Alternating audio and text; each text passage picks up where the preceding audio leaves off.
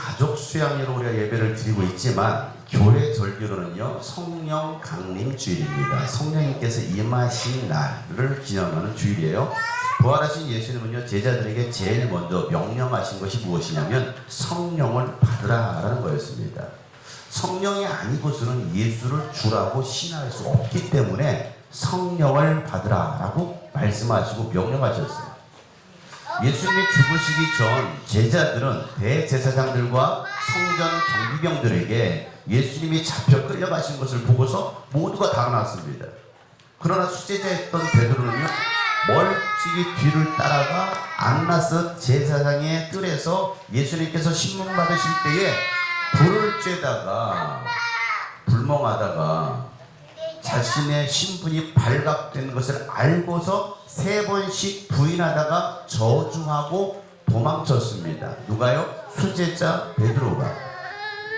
그 전까지는 예수를 절대로 떠나지도 않을 것이고 예수님 가시는 것이면 어디든지 죽는 곳까지 따라가겠습니다라고 했던 베드로와 제자들인데도 예수님께서 십자가 고난을 당하시자 다 부인하고 떠나더라는 거예요.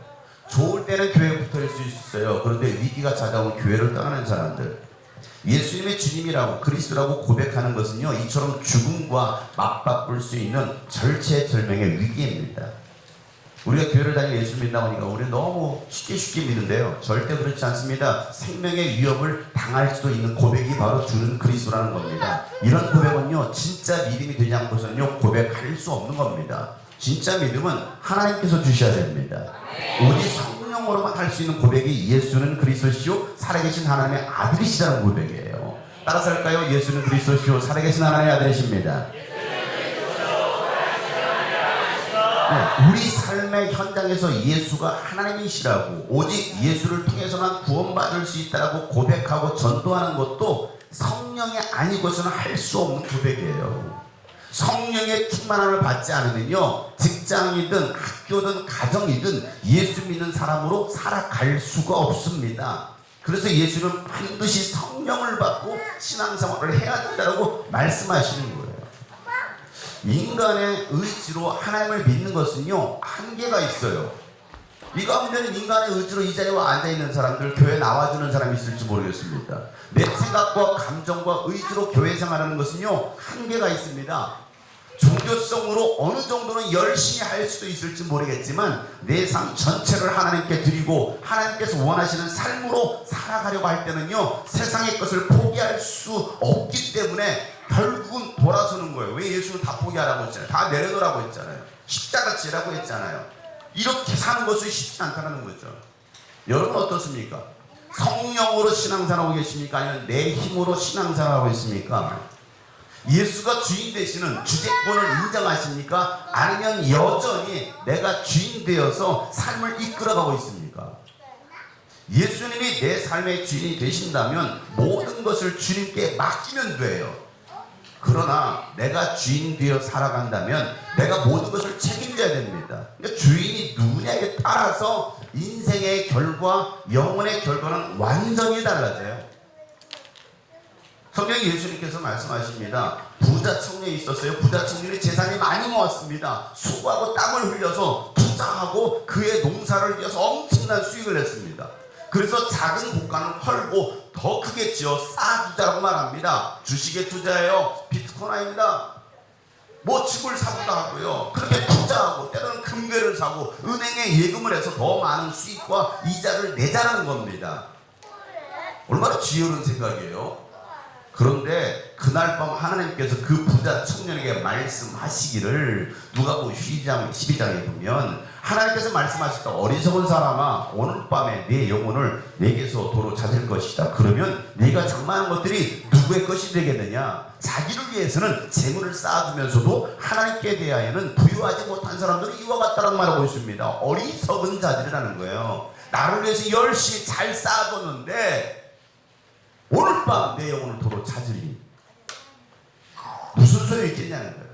자신이 주도해서 살아온 삶을 하나님이 책임지지 않는 거예요. 내가 쌓아뒀던 모든 것들은 다 남의 것이 되고 마는 겁니다. 영혼의 주인을 제대로 찾지 못한 겁니다. 제대로 찾는 방법은 오직 성령을 통해서만 찾을 수 있습니다. 그러니까 성령으로 살지 않으면 오늘도 우리는요, 뭘 먹지? 뭘 마시지? 무엇을 입을까? 고민하고 어디 놀러 갈까? 연휴 3일인데 어디 놀러 갈까? 해외로 많이 나갔을 겁니다. 뭘 해야 재밌지? 라는 그런 유흥을 찾아 떠나는 거예요. 육신을 따라 사는 사람들은 이와 같이 유흥을 찾아 떠나는 겁니다. 그런데 여러분, 그 영혼의 최후는요, 지옥, 형벌, 하나님을 떠난 죄에 대한 심판만이 그들을 기다리고 있다는 사실을 여러분 아셔야 돼요. 여러분, 우리의 신앙이 변절하지 않기 위해서는요, 성령의 인도를 받아야 됩니다. 오직 성령으로만 예수를 주님이시라고 고백할 수 있는 것입니다. 고린도전서 12장 3절 말씀에 그러므로 나는 여러분이 알려드립니다. 하나님의 영으로 말하는 사람은 아무도 예수는 저주를 받아라 하고 말할 수 없고, 또 성령을 힘입지 않고서는 아무도 예수는 주님이시라고 말할 수 없다라는 거예요. 성령이 아니고서는 예수가 나의 주인입니다 라고 말할 수 없다라는 거예요. 우리 아이들도 마찬가지지. 게임이 주인이 되어, 핸드폰이 주인 되고, 남자친구 여자친구가 주인이 되고, 돈이 주인 되고, 세상의 유흥이 주인 된 사람들이 얼마나 많이 있느냐. 네, 성령으로 하지 않기 때문에.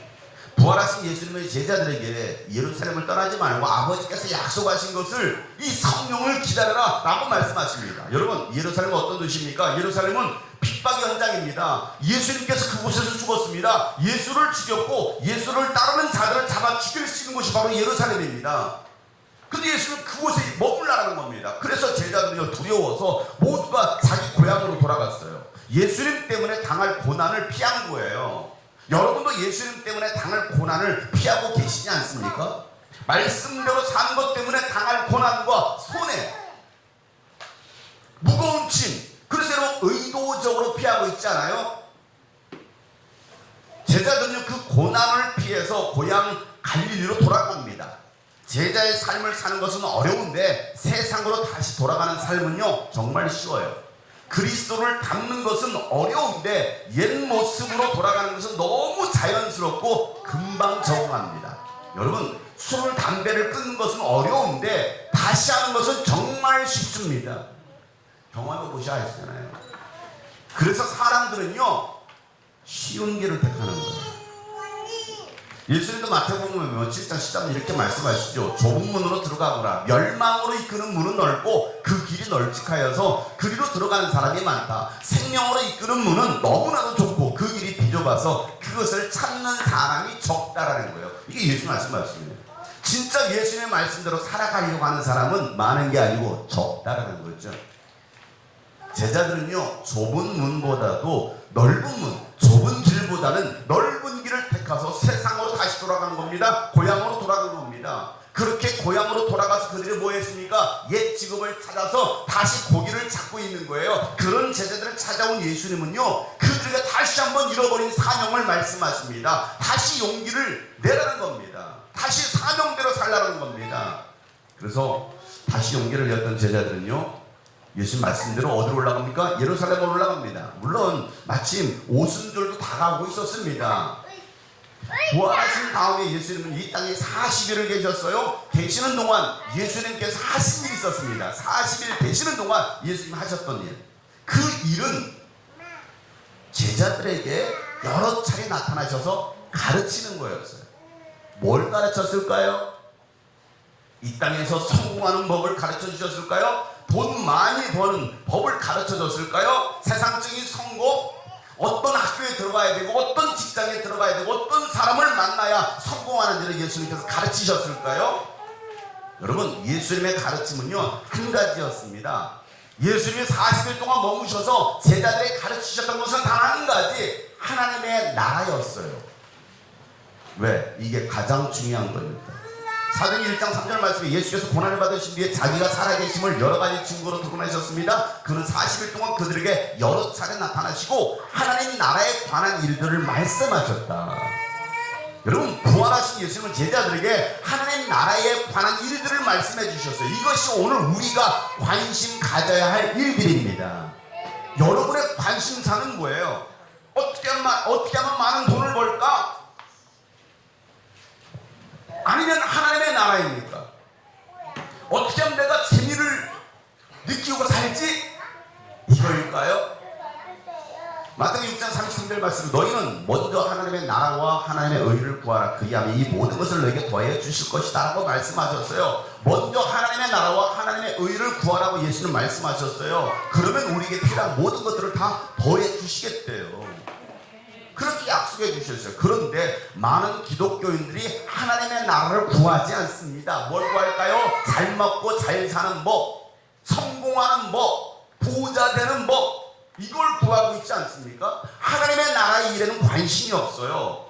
예수님은요, 제자들이 기도를 가르쳐 달라고 했을 때도 예수님 뭐라고 말씀하십니까? 하나님의 나라가 임하기를 위해서 먼저 기도하는 법을 가르쳐 주셨어요. 마태복음 6장 9절부터 10절이죠. 우리 주기도 한번 다 같이 시작. 하늘에 계신 우리 아버지, 그 이름을 그 나라, 그 뜻을 하늘에서 이루신 같이 땅에서도 이루어 주십시오. 기도를 가르쳐 달라고 하니까 예수님께서 이와 같이 기도를 가르쳐 주더라는 거예요.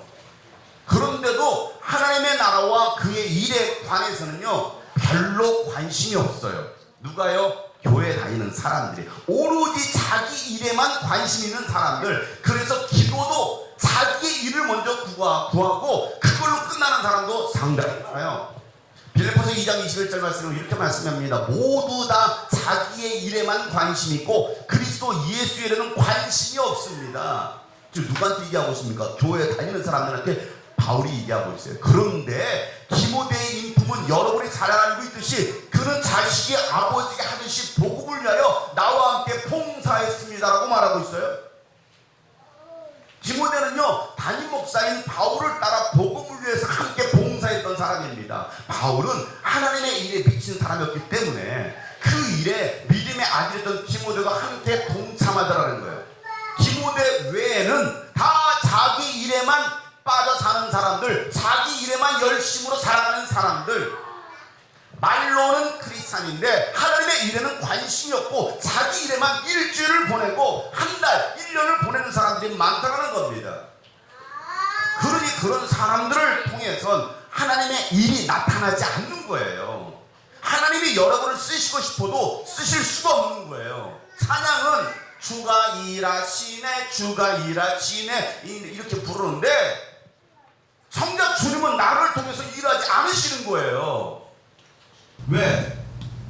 하나님의 일에 관심이 없으니까. 성령의 메인 삶이 아니기 때문에, 성령 충만함이 없기 때문에 성령께 지배를 당하고 성령께서 지시하는 대로 살아야 되는데 그렇지 못한 종교인으로만 남아있는 사람들이 교회 안에 수두룩수두룩 가다라는 거예요. 그래서 세상 사람들은 그런 사람들 때문에 교회를 개독교라고 말하고 개독교인이라고 욕하는 거예요.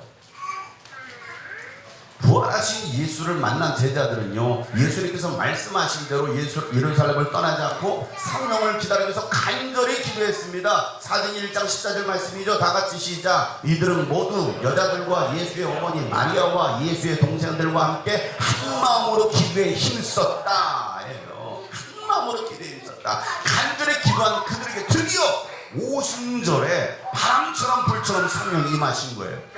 처음에는 500명이 모였는데 7일 동안 380명이 다 가버렸어. 어디 갔는지, 놀러 갔는지. 120명만 남은 채 그들이 모두가 기도하니까 성령의 충만함을 받더니 그 120명이 달라지더라는 거예요. 어떻게 달라집니까? 언어가 달라졌어요. 행동이 달라졌습니다. 담대히 복음을 선포하고 예수의 증인이 됩니다. 여러분, 세상이 달라졌나요? 환경이 달라졌나요? 달라진 것은 아무것도 없어요. 오히려 더 악해졌습니다. 핍박이 더 심해졌습니다. 그럼 무엇이 달라졌어요? 제자들이 달라진 거예요. 성령 충만함을 받으니까 마음이 달라지고 생각이 달라지니까 행동이 달라지더라는 거예요.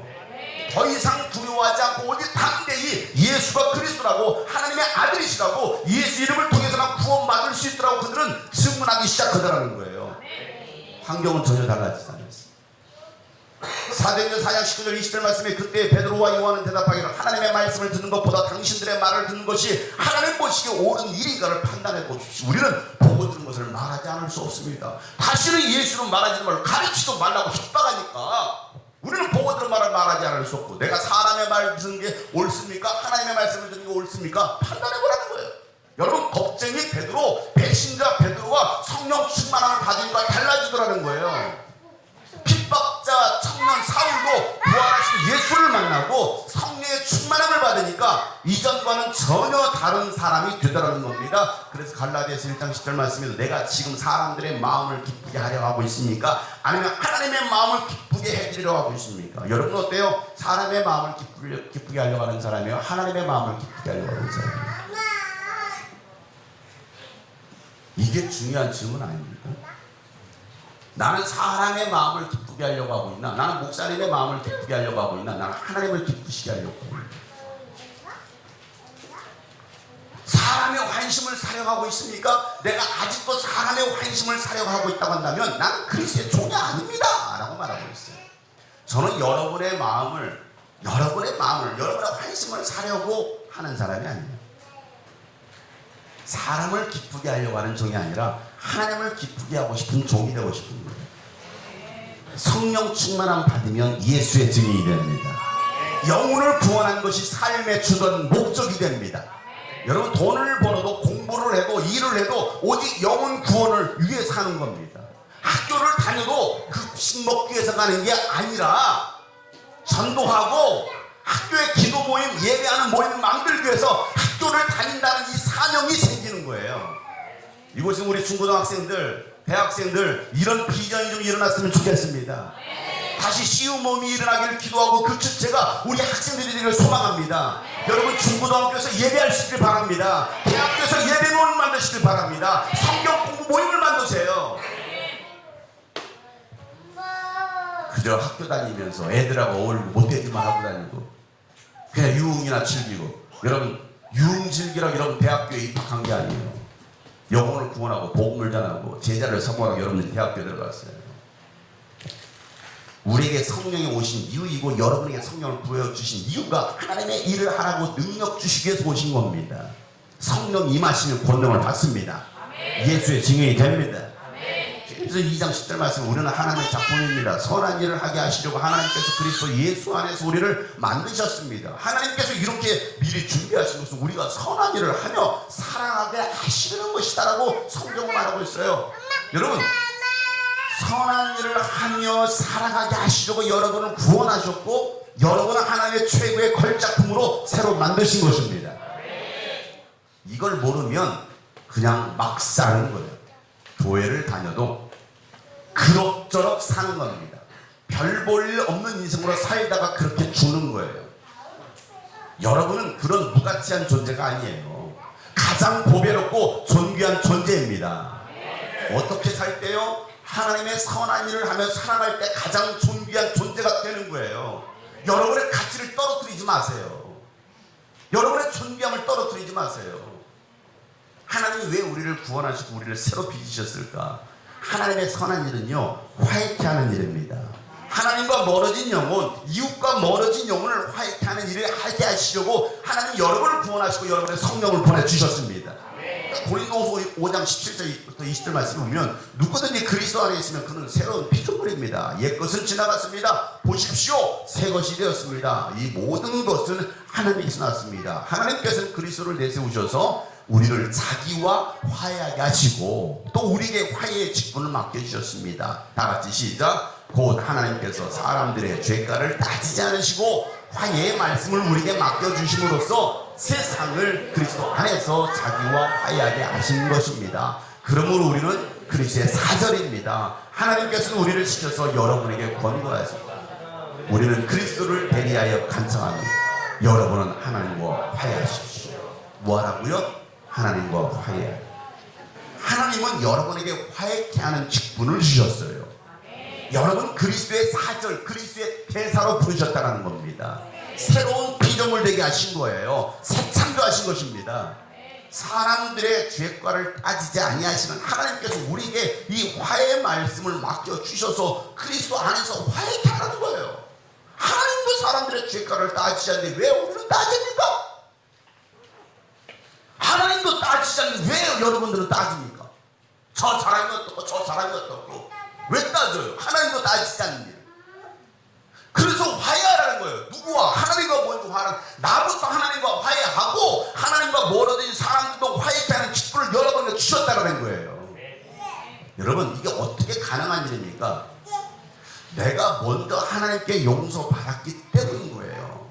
내가 용서받았는데 여러분 누군들 용서하지 못합니까? 내가 먼저 하나님께 사랑을 받았는데 여러분 누군들 사랑하지 못합니까? 내게 주신 은혜, 내가 받은 은혜를 먼저 생각해야 돼요. 그 은혜를 생각하면 감사밖에 없어요. 감사. 하나님께서 왜 우리를 부르셨을까를 생각해야 되죠. 우리가 우연히 이 자리에 온 게 아니에요. 어쩌다 보니까 하나님께 나온 것도 아니고 주님이 꿈꾸신 교회에 온 것도 아니에요. 하나님의 부르심입니다. 하나님의 부르심은 결코 실수가 없습니다. 우리 교회 오신 지 3주밖에 되는 우리 김웅수 형제님도 우연히 러시아에서 나와서 우리 교회 오신 것이 아니라 하나님의 부르심이고 인도하심입니다. 우리 교회 이제 한 달째 오시는 드디어 처음으로 제 설교를 듣고 있어요. 3주 동안 교회로 왔는데 목사님 설교 들어본 적이 없어. 언제 목사님은 설교하나? 오늘이었어요. 우연이 아니에요. 하나님의 부르시면 다 계획했다. 하나님의 부르심에는 후회하심이 없네. 내가 이 자리에 선 것도 주의 부르심이. 하나님의 부르시면은 하나님의 부르심에는 결코 실수가.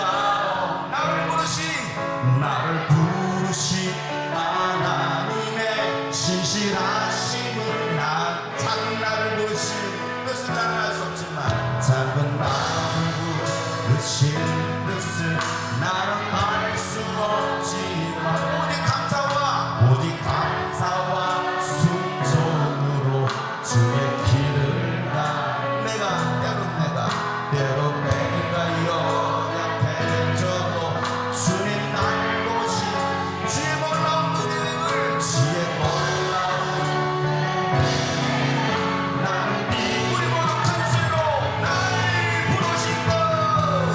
날 부르신 듯내 생각보다 크고 날 향한 계획 나의 지혜로 측량 못한 가장 좋은 길로 가장 완전한 길로 다시 한번 두 손 높이 들고 날 부르신 하나님의 뜻을 생각해보세요.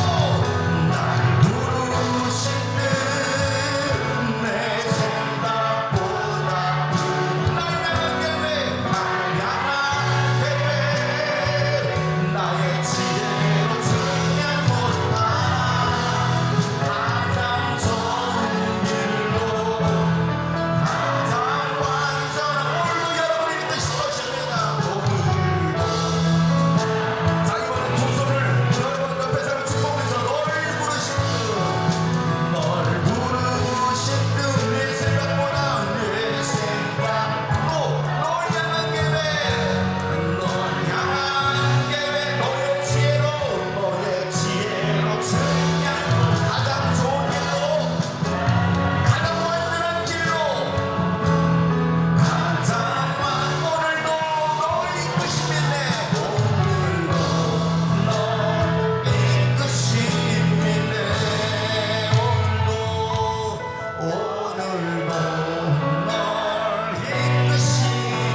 가슴에 두 손 얹고 오늘도 날 이끄시네.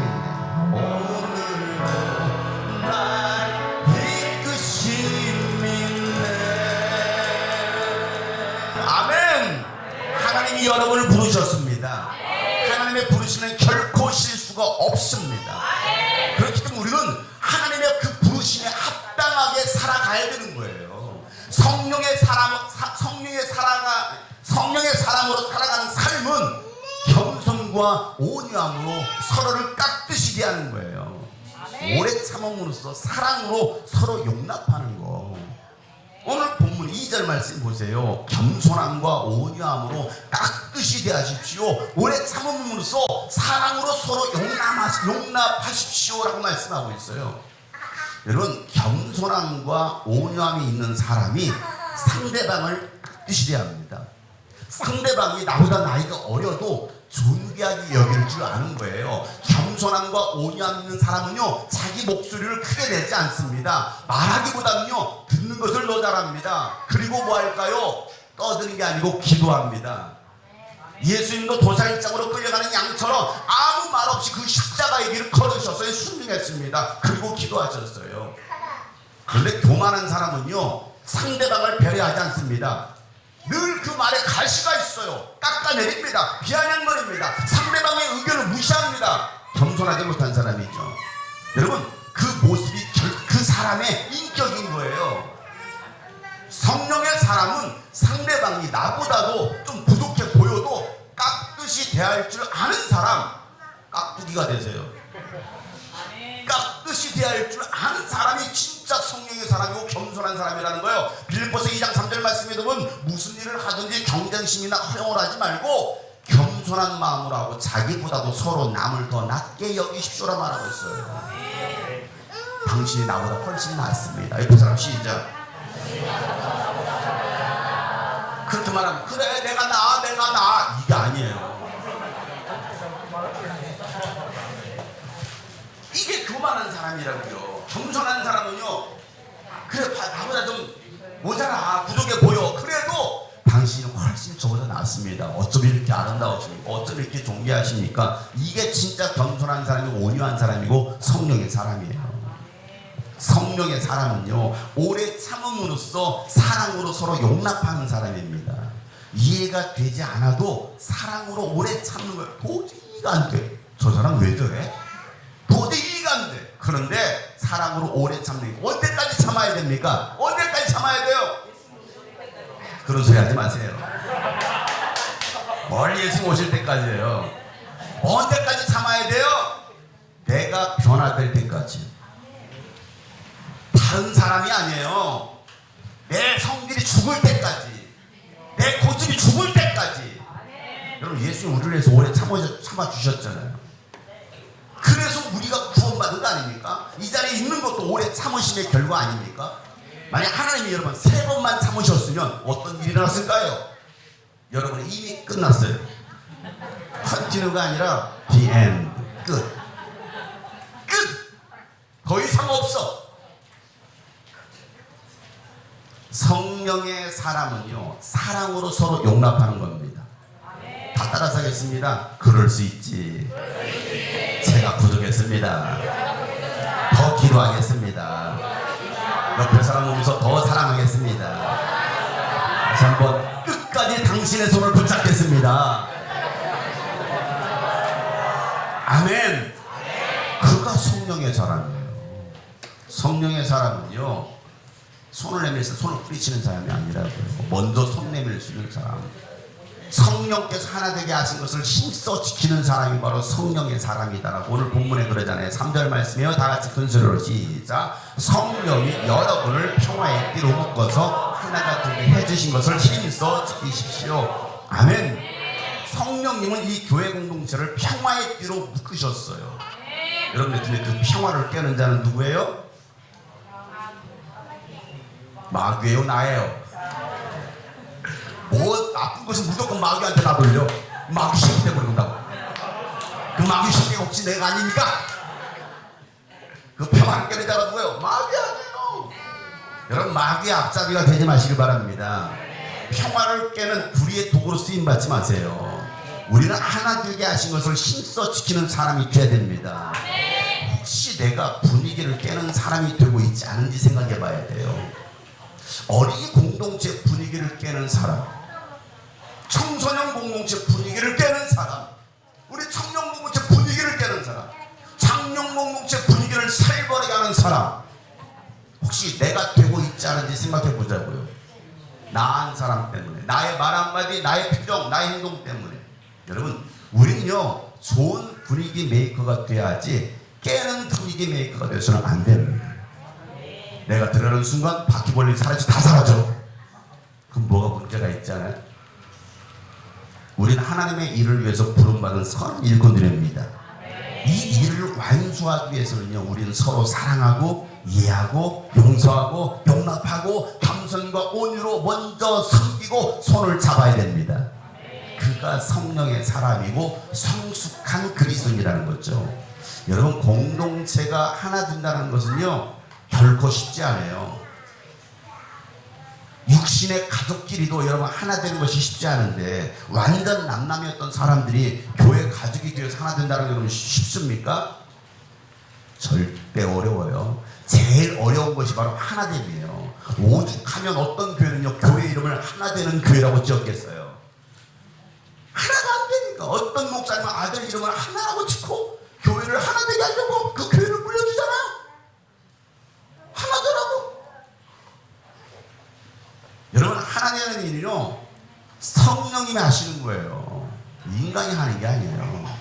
그를 성령 충만함을 받고 하나 되게 하신 것을 힘써 지키는 겁니다. 내가 먼저 힘쓰지 않고서는요 하나 되는 것이 절대 쉽지 않습니다. 내가 얘기했잖아. 이 사람은 안 달라진다고요.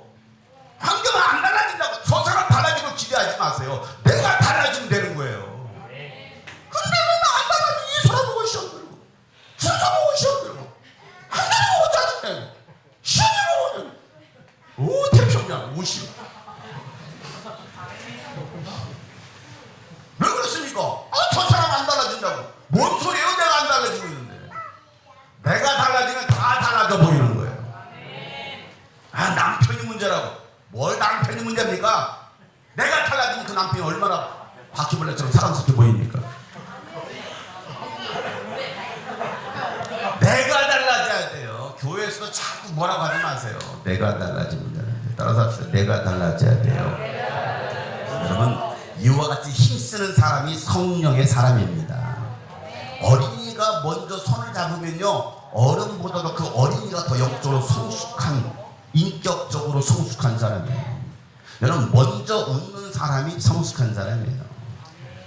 먼저 비웃는 자 말고 웃으라니까 비웃어 하지 마시고 사랑과 인자함으로 웃는 사람이 성숙한 사람입니다. 옆사람 보고 한번 웃어보세요. 사축감. 사축함이 뭐냐? 사랑합니다. 축복합니다. 감사합니다. 사축함. 따라서 하세요. 사랑합니다. 축복합니다. 감사합니다.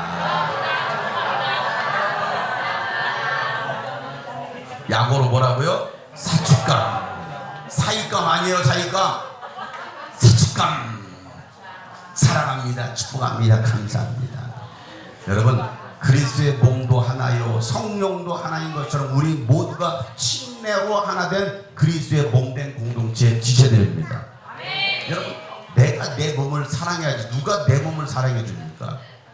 옆 사람이 내 몸이라고요. 우리가 예수 안에 들어왔기 때문에 옆 사람이 내 몸이에요. 더 이상 내 몸을 아프게 하지 마세요. 왜 자꾸 내 옆에 사람 결국 내 몸을 괴롭히는 거 아닙니까? 내 몸에 상처 내지 마세요. 내 몸에 무관심할 때 약해지고 병드는 거예요. 내 몸을 네 몸과 같이 사랑을 하신 그 하나님의 말씀대로 이제 다시 사랑하시길 바랍니다.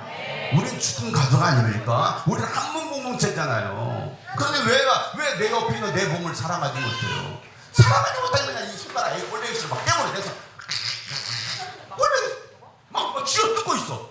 왜 괴롭힙니까 여러분? 요한일서 4장 11절부터 12절 말씀은 사랑하는 여러분 하나님께서 이렇게까지 우리를 사랑하셨으니 우리도 서로 사랑해야 됩니다. 지금까지 하나님을 본 사람은 없어요. 그러나 우리가 서로 사랑하면 하나님이 우리 가운데 계시고 또 하나님의 사랑이 우리 가운데서 완성된 것입니다 라고 말하고 저는 하나님을 본 사람이 얼마나 있을까요? 하나님 본 사람 없어요. 하나님 눈에 보이지 않아요. 그런데 우리가 서로 사랑할 때 세상 사람들은 우리를 보고 여러분을 보고 야 정말 하나님 살아계시네 하나님을 보게 된다는 거예요. 나 어떻게 저런 사람을 사랑하지? 진짜 하나님 살아계신가 봐. 맞죠? 제가 여러분을 사랑하는데 어떻게 사랑합니까? 사랑할 수 없는데. 그런데 사랑하는 거지. 야 정말 하나님 살아계시네.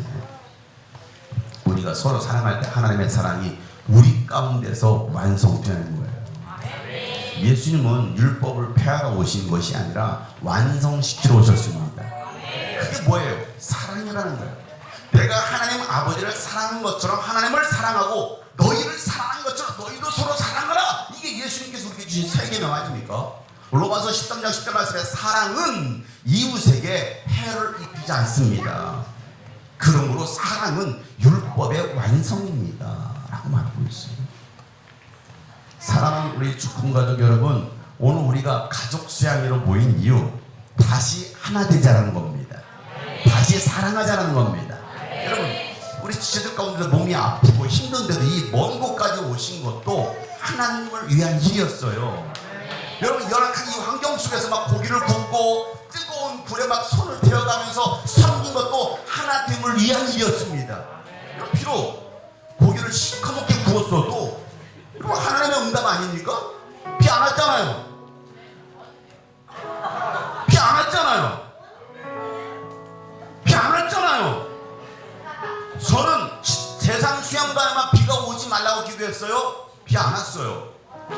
그렇게 됐어요. 지금 비 오고 있어요? 여러분 눈에는 그게 다 비로 보이죠? 저건 비가 아닙니다. 하나님이 여러분에게 미스트를 뿌려주고 있는 거예요.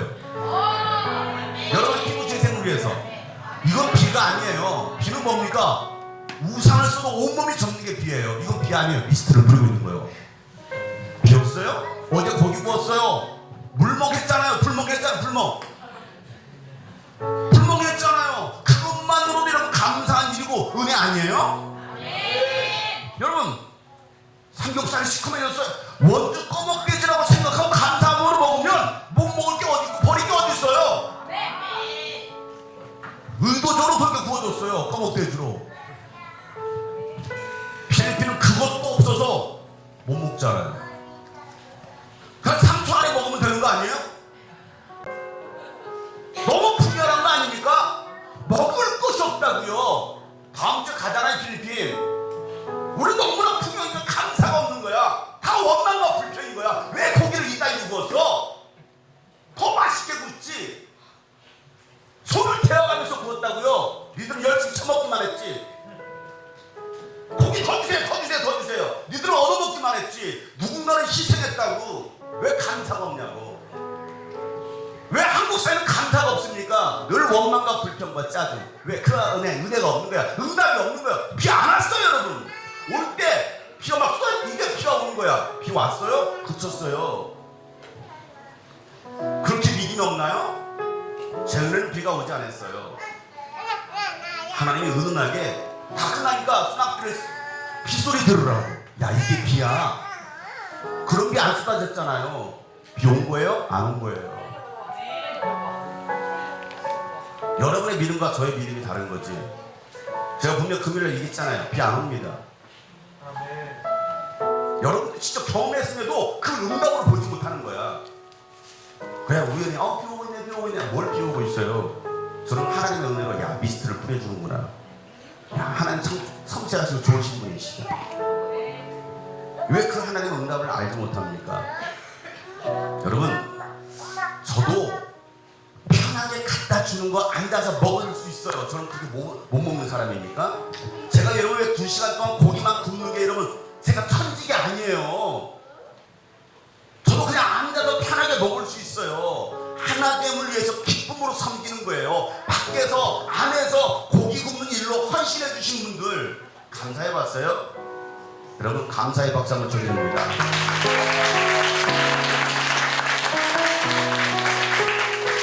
내년부터는 안 구울 거야. 안 구워. 내년부터는 아예 고기 굽는 것도 없애버릴 거예요. 그냥 매식하는 거 할 거야. 매식하는 거. 밥 좀 사 먹어보라고. 여러분 고기를 굽는 게 감사고 은혜야.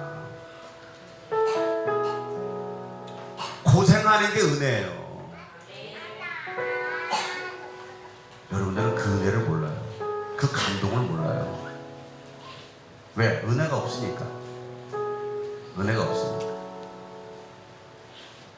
여러분 내 성향에 맞지 않고 노는 것을 좋아하지 않지만 이 공동체 게임에 적극적으로 참여하는 것도 하나님을 위한 일이었어요. 저 노는 거 정말 안 좋아하는 사람이에요.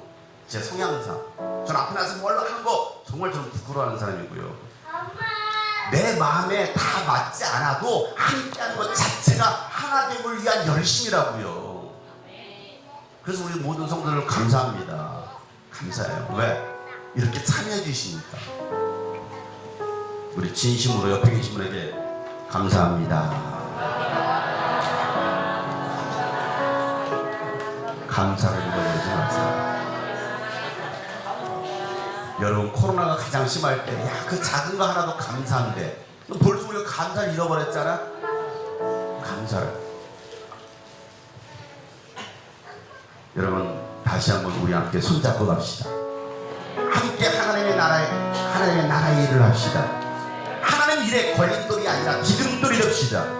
여러분 이번 가족 수양회를 통해서 성숙으로 한 걸음 더 나아갈 수 있는 시간 되길 소망합니다. 다시 뜨겁게 사랑할 수 있는 회복의 시간이 되길 소망합니다. 부모와 자녀와의 관계가 회복되고 목회자와 성도의 관계가 회복되고 성도와 성도의 관계가 회복되는 시간이 되길 소망합니다. 하나님은 여러분을 통해서 그 놀라운 일을 행하실 겁니다. 그러면 뭐 하자고요? 성령으로 하나 되게 하신 것을 힘써 지켜라. 힘써 지키지 않는다면 어떤 기적도 일어나지 않습니다. 힘써 지키세요. 하나님이 일하시도록. 하나님이 일하시도록. 우리 걸어가는 이 길이 결코 처음 막는 길은 아니라 수천 년 동안 온 땅 곳곳에서 주의 따른 흔적이 있으니 우리 걸어가는 이 길이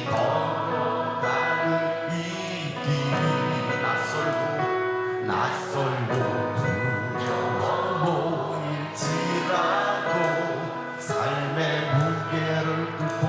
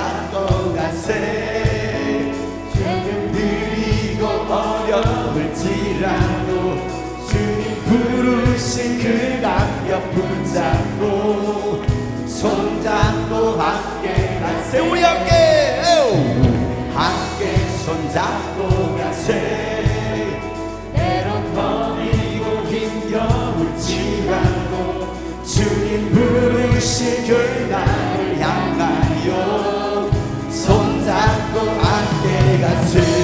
그렇습니다 여러분. 이 길 믿음의 선배들도 걸었고요, 우리 예수님도 그 길을 걸어가셨습니다. 여러분 주님과 함께 손붙잡고 나갑시다. 낙심하지 마세요 여러분. 주님이 여러분을 붙드실 것입니다. 아멘. 우리 걸어가는 이 길이, 우리 걸어가는 이 길이 없는 길은 아니야. 수천 년 동안 아무 곳에서 주님 따른 적이 있으니 우리 걸어가는 이 길이 낯설고 두려워 보일지라도 삶의 무게를 들고 흘러들어오는 주님 부활의 우리 함께 손잡고 함께 손잡고 가실 대로 지라고 주님 부르신 그 강력 붙잡고 손잡고 함께 우리 함께 손잡고 우리 함께 손잡고 믿음으로 걸어갑시다. 절대 낙심하지 마세요. 좌절하지 마시면.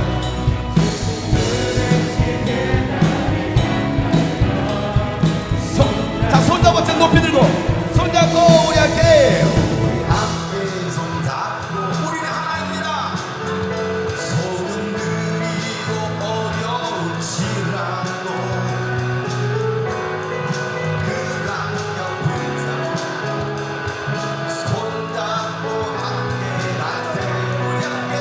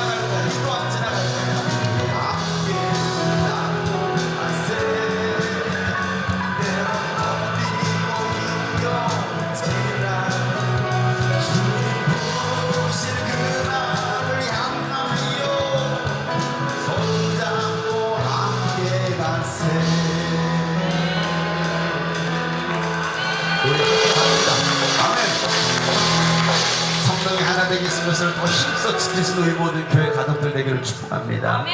여러분이 있어서 행복하고 우리 성도들이 있어서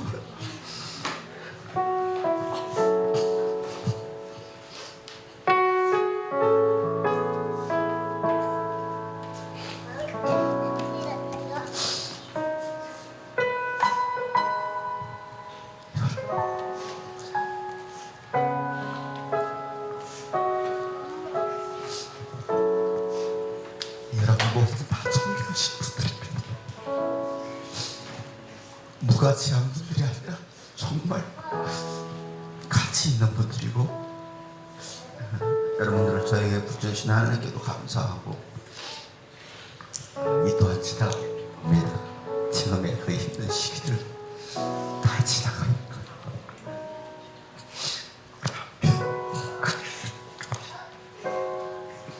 함께 그 길을 걸어갑시다. 사랑하고 축복합니다. 하나님 아버지, 성령이 하나 되게 하신 것을 힘써 이길 수 있는 우리 모든 주님의 꿈꾸신 교회 가족들을 되게 하여 주시옵소서. 그들 아픔과 상처들도 치유하여 주시고 위로하여 주시고 만져주셔서 정말 하나님의 일을 감당해낼 수 있는 선한 일꾼들로 사용하여 주시옵소서. 이제는 우리 구주 예수 그리스도의 은혜와 하나님 아버지의 놀랍고 지하신 사랑과 성령님의 감화, 감동, 교통 충만하시고 이번 가족 수양회를 통해서 다시 손붙잡고 나아가기를 결단한 모든 하나님의 사람들 또 이 자리에 함께하지 않지만 그들 가운데도 이제부터 영원토록 함께 하시기를 간절히